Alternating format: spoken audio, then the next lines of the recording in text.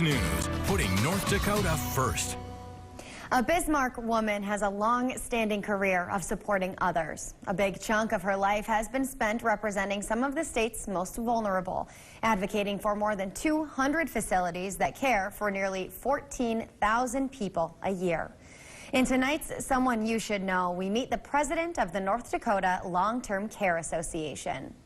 Anything goes at Grandma's. That's the slogan for Shelly Peterson's family, and she wouldn't have it any other way.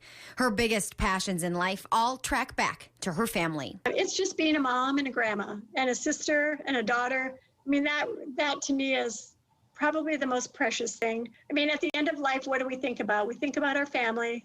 She lights up when she talks about her grandkids and the great outdoors. Those are her two favorite pastimes that she says are second to none. But her profession is also pretty high up on that list. The idea of retirement is scary to me. It's like, what would I do all day long? I love what I do. It's not work to me. It's a privilege. Peterson has been the president of the North Dakota Long-Term Care Association for the past 31 years now.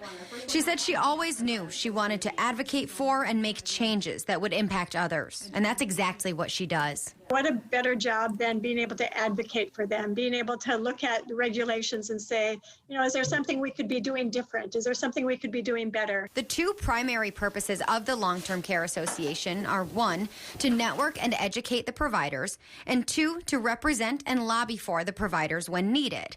Peterson and the association lobby for things like funding. In one example, this legislative session is a new payment program for nursing home residents that hasn't been updated since the 90s. Representing a group of providers that are caring for a vulnerable population in North Dakota. The president and CEO of Missouri Slope says her hard work certainly doesn't go unnoticed. What I've learned from here has been pretty invaluable. She's taught me the importance of that whole aspect of my career about being politically engaged in order to really achieve our mission each day, which is to provide the best possible care for the residents and tenants that we serve.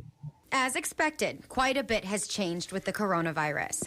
She hasn't been to a facility in a year. Regional meetings to link up and learn from issues and successes within the 211 long-term care facilities in the state are on Zoom. Discussions on vaccinations are at the forefront, and Peterson says people working and living in facilities have never been as stressed as they are now.